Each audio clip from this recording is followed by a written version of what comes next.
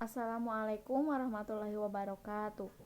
Perkenalkan, nama saya Neng Asri Nurul Ajijah dari kelas 12 Akuntansi 3. Di sini saya akan menjelaskan tentang penjualan konsiasi. Konsiasi adalah suatu perjanjian di mana salah satu pihak yang memiliki barang untuk diserahkan kepada orang tertentu untuk dijual dengan memberikan komisi tertentu.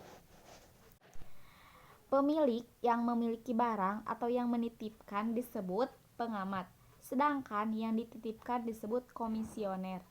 Dalam transaksi konsiasi, penyerahan barang dari pengamat kepada komisioner tidak diakui dengan penyerahan hak milik atas barang yang bersangkutan. 2.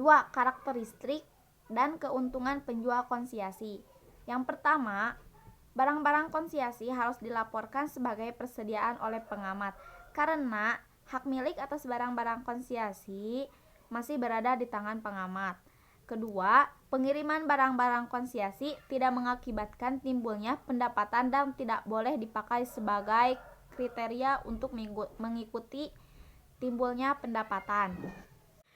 Pihak pengamanat sebagai pemilik barang tetap bertanggung jawab penuh terhadap biaya yang berhubungan dengan barang-barang tersebut. Komisioner dalam batas kemampuannya mempunyai kewajiban untuk menjaga keamanan dan keselamatan barang-barang komisi yang diterima tersebut. Dan yang kedua, barang konsiasi tidak ikut disita apabila terjadi kebangkrutan.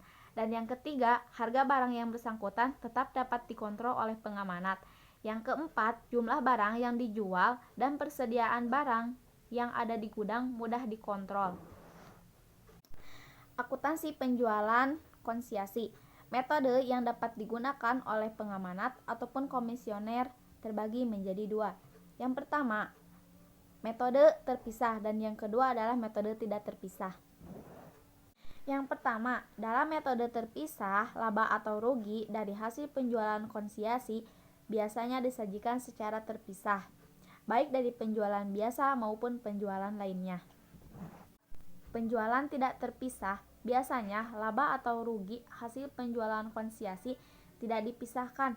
Hal ini mengakibatkan perusahaan tidak dapat melihat berapa laba atau rugi yang diperoleh dari hasil penjualan konsiasi. A. Akuntansi komisioner. Bagi setiap transaksi pendapatan yang berhubungan dengan penjualan konsiasi dimasukkan ke dalam rekening. Kemungkinan yang berhubungan dengan laporan konsiasi.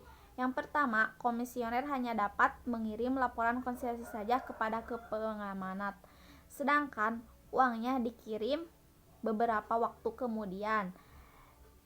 Dan B. Komisioner bisa langsung mengirim laporan konsiasi beserta untung ke pengamanat. B.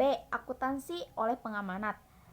Setiap hal yang berhubungan dengan penjualan konsiasi, baik menyangkut pendapatan ataupun yang dicatat dalam rekening barang konsiasi, pengamanat mencatat atau menjual pada saat yang pertama menitipkan barang ke konsumer, yang kedua menitipkan laporan konsiasi serta uang dari komisioner.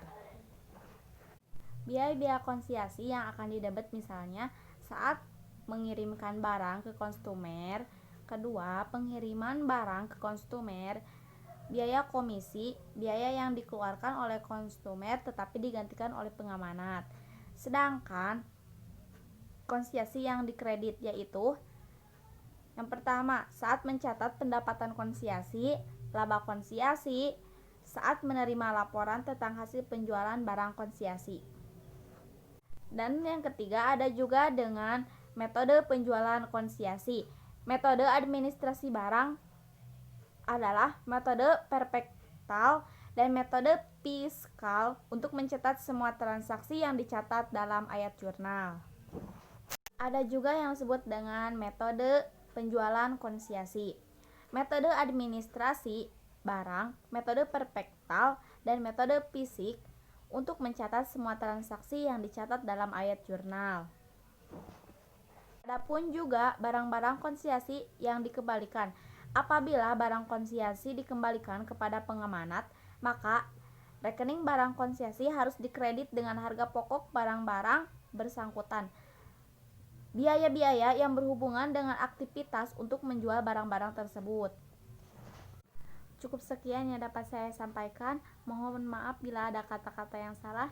Wassalamualaikum warahmatullahi wabarakatuh.